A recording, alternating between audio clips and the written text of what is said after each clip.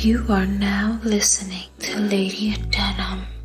Kick back and enjoy the ride.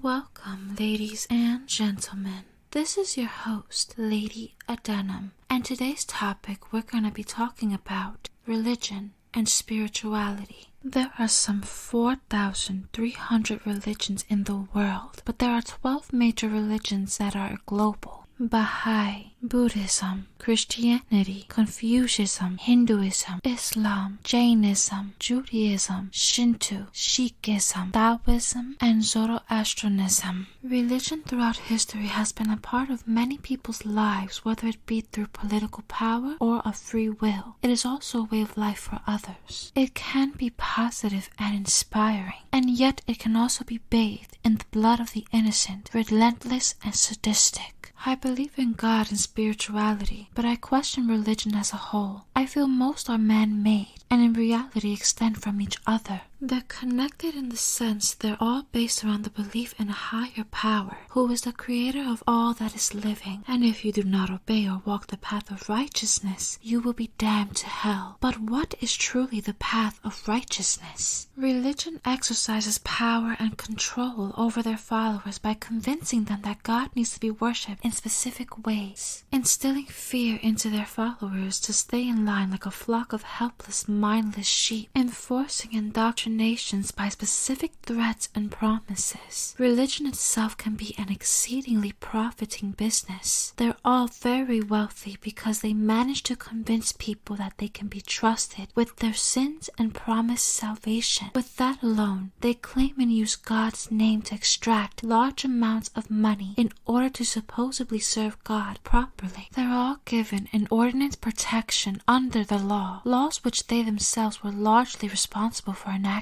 Don't get me wrong, there are religious teachings that are good, and some stories I personally enjoy, such as the story of Samson. If you feel that following a certain religion has made a positive impact on your life, who am I to judge? But remember, it is your faith and perseverance through tough times that has pushed you to want and live virtuously. Let us not forget the atrocities that stained history in the name of religion, ladies and gentlemen. There were many conflicts such as the Taiping Revolution, the Crusades, the Roman-Jewish Wars, and the Mahdi Revolt, amongst others. Corruption and politics did spark these atrocities, but religion was the driving force. It was used as an excuse to divide and conquer, kill, torture, rape, and pillage those who did not comply in the name of God or their religion. For these religious massacres and tragedies to occur, those driven by ego, thirst of power, and sadistic desires prey on vulnerable souls or the underprivileged. That is why it is imperative to be spiritually guarded and strong, so you won't be easily persuaded by false promises of salvation and solutions to your problems. There are non-believers who denounce God and only believe in the teachings of science, which is fine. I am not here to force you into believing my perspectives are right. But as much as people don't want to believe this, science and spirituality are connected.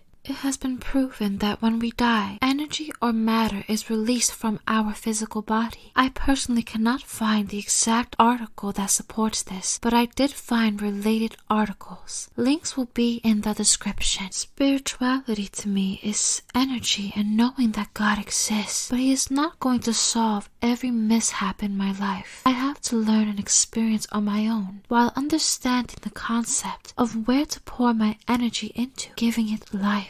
If I pour my energy into negativity, then I will keep manifesting it. Same applies to positivity. I don't need religion to stay driven or to be sure of myself. My faith and my consciousness guides me. I listen and I'm ready to receive. And remember, just because someone is spiritually entombed does not mean they have good intentions. Demons and the wicked are spiritually entombed as well. Just as some religious folks use their religion as a cloak to justify the evil they commit. On that note, I wish nothing but the best for you, no matter what path you choose to walk on in this lifetime. If you are lost, I hope you find yourself soon. Stay safe. Thank you for listening. You can follow my Twitter and Insta at Adenum. You can also like and follow my Facebook page, The Lady Adenum Podcast, and keep up with updates. Until next time, darling.